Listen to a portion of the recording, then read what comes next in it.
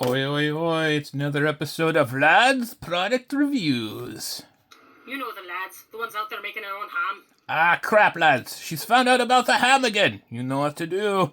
We gotta go hide the ham and then hit the like and subscribe button down below. There'll be more content like this and more ham getting hidden.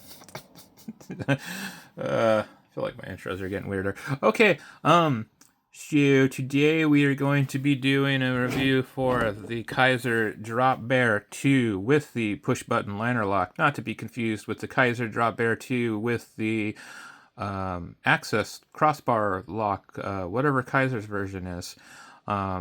The push button liner lock is cool. It is got like a normal liner lock inside, but you push this button up here and it pushes that liner lock, or that liner, in and out, if I can get it captured. We're going to zoom in, focus.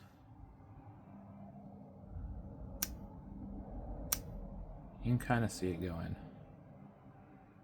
Maybe if I hold it just right. Yeah, you see it. You see it click in and out. Okay. Camera isn't that awesome to pick it up. I might be oversaturating with light. I don't know. But that is the ins and outs. Yeah, right. How the lock works on the Kizer Drop Bear 2. There's a couple of different blade styles. This one is the sheep's foot Tanto, I would call it. There is also, I think, a drop point or a clip point, and there may or may not be a Bowie knife or Bowie blade. You know, David Bowie, not to be confused with David. Nope, skips me. Okay. While we're here, before we get anything else, we're gonna do a hardware check. If I remember right, all of these are T8. Yes, T8 pivot, T8 body. Let me double check the rest of the body screws, just in case. If I can get in them. Yep. And then T8 on the Pocket Clippo. Hey, it's me, Pocket Clippy. Looks like you want to do a knife review. Leave me alone, Pocket Clippy. I'm trying to do a knife review.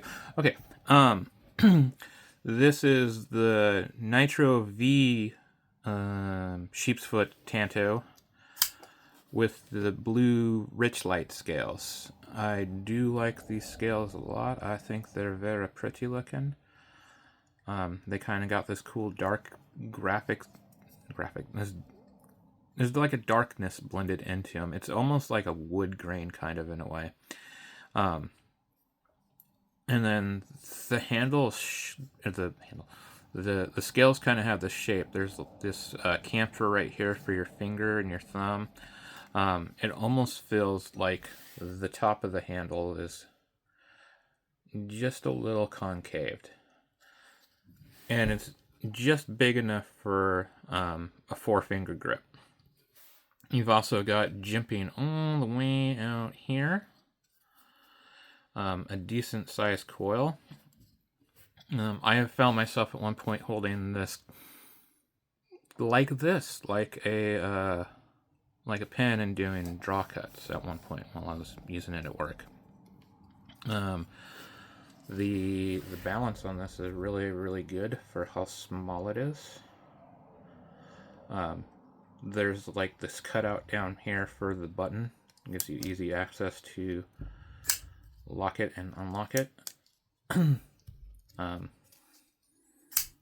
Action on the pivot's really good. It is really easy to deploy this knife, and it's pretty fun to deploy it.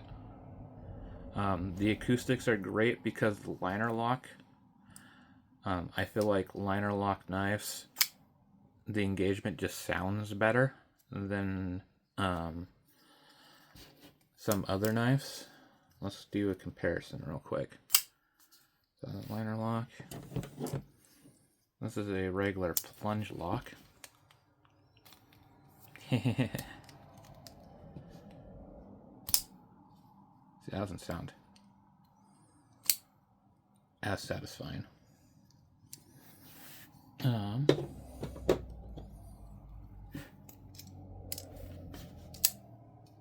Also, not as satisfying a sound. Let's go ahead and the Ozark Trail Pug Out.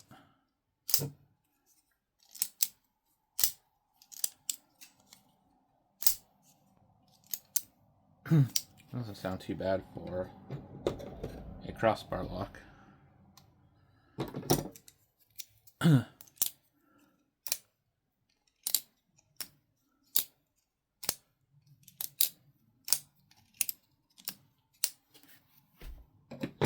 And then back to the drop bear.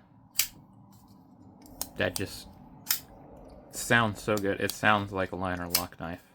I mean, it is technically a liner lock knife. You just have a push button to disengage the liner lock.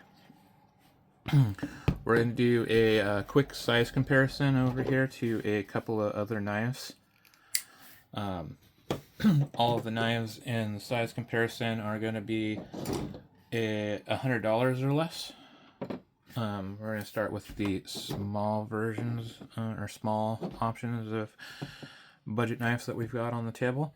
We got the James brand Redstone, and we got the CRKT Drifter. Got a bit more blade and handle than the Drifter. Definitely have a lot more blade and handle than the Redstone.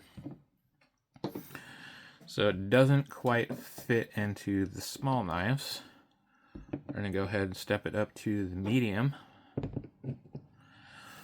We have here the Civivi Elementum 2 button lock, and once again the Ozark Trail Pug Out.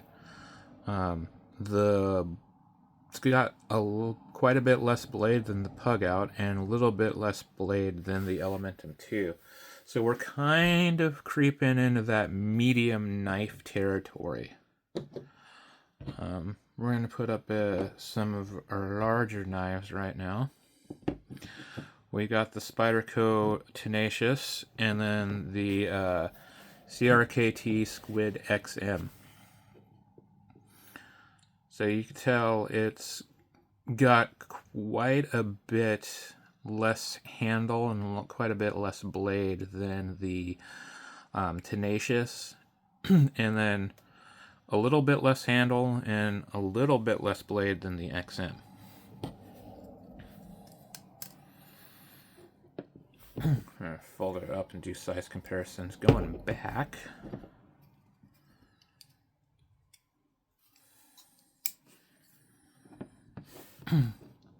Quite a bit smaller than the Spyderco and a bit smaller than the Squid.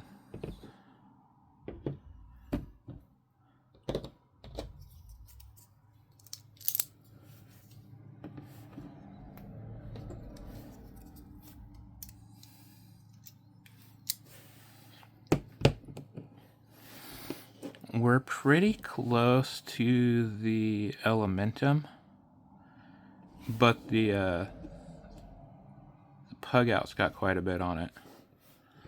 So this is a good small carry. Let's try them up against the small knives.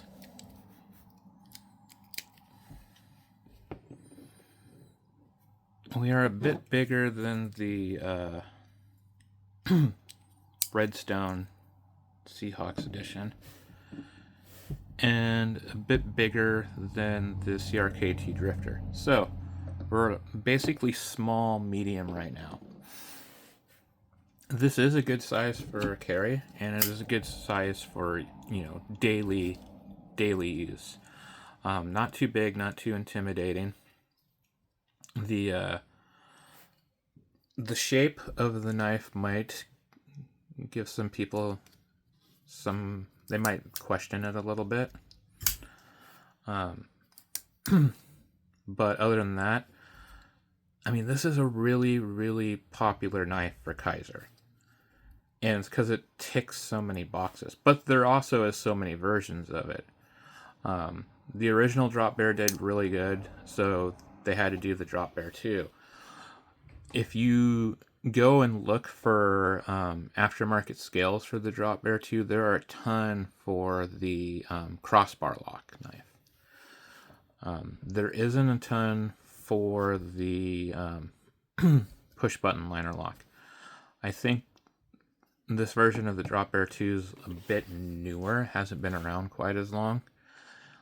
So people probably aren't exactly sure if they've gotten everything right quite yet.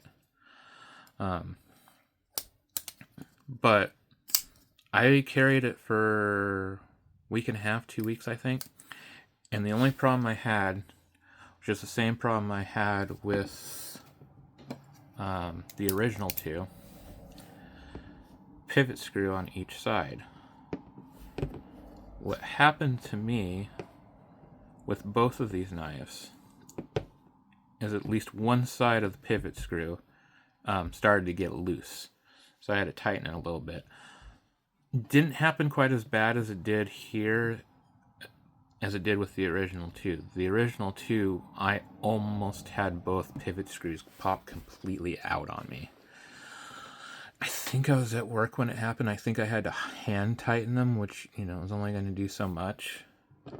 And then when I got home, I had to tighten it. But it had blade play once the screws came loose. This one's not too bad right now. I had tightened it not that long ago, but I also haven't been using it. This I just tightened, so it doesn't have any blade play right now.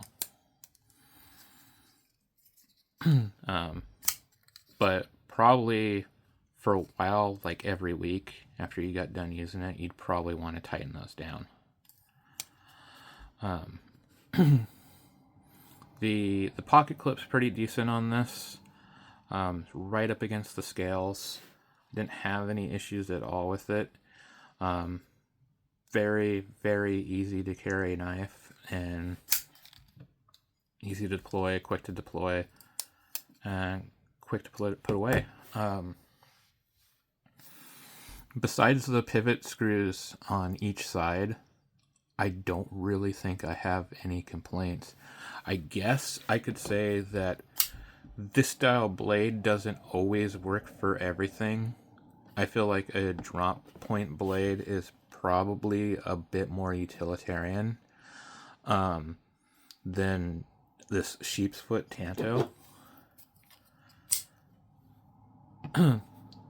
Just wanted to compare it to another sheep's foot. This is a lot narrower sheep's foot, even though this is like a bigger blade. This is like a fatter sheep's foot.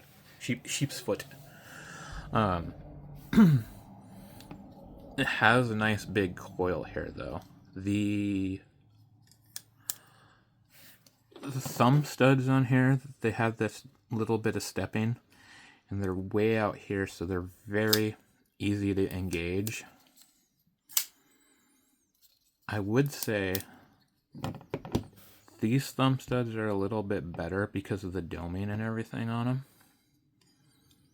That being said, these are way too close to the scales, and so they're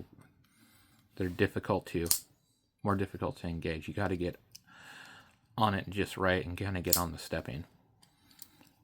So, like if you know the thumb studs real good, it's not a problem.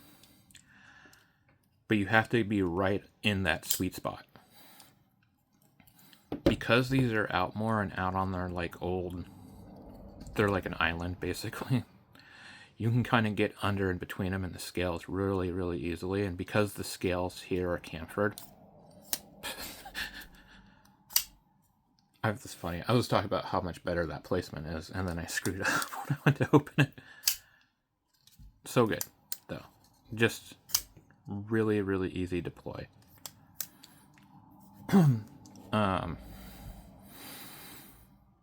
Like the dark blue with the black running through it, and like all the dark is,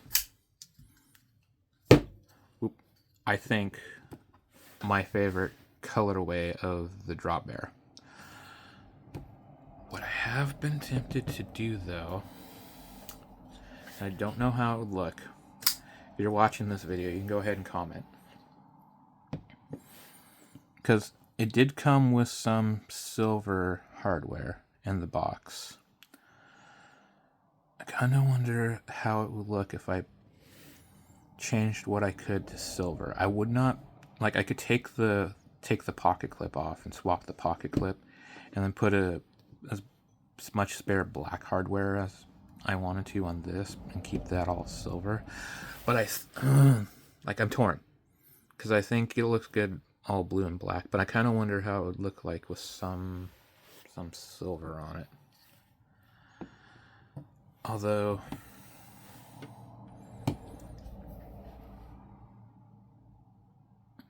no, I'm backtracking. They both look better the way they are. Anyone's curious, this is the Kizer Seagull. I have reviewed this as well. This is probably my favorite Kizer knife. And that's probably number 2. As much as I like the drop bear, I think the Seagull's just a little bit better. But I understand why that knife's so popular. I understand why everyone's gone kind of crazy for the drop bear. It's a good knife. I don't think the Seagull gets quite as much credit. It's not been around quite as long, though, for one thing, but I like this blade shape. I like the deployment holes. I do like the way this liner lock works. I like the flipper. Although, I will admit, a little bit difficult to flip with the index finger. Liner lock's great. This is a great knife for this price. I think the drop bear is a little bit cheaper. Still, this is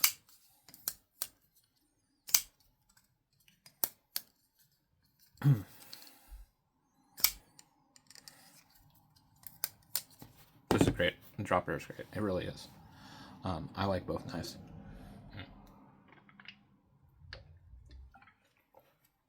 But I would definitely recommend the drop bear. I think the drop bear is great. But I like both.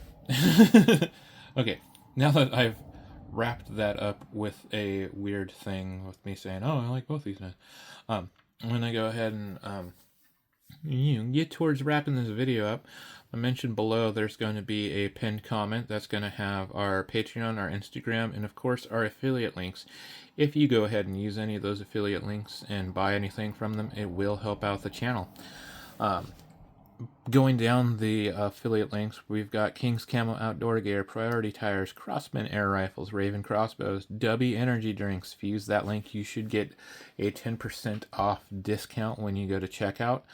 The discount code, checkout code, lads_fuel 2025 should be in the checkout discount box line thing automatically, but if not, you can use the code lads_fuel 2025 and get 10% off.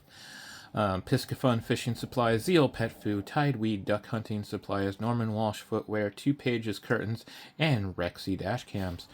Once again, buying anything from any of those links, it will help support out the channel, but you could also just go ahead and like, subscribe, or comment on this video.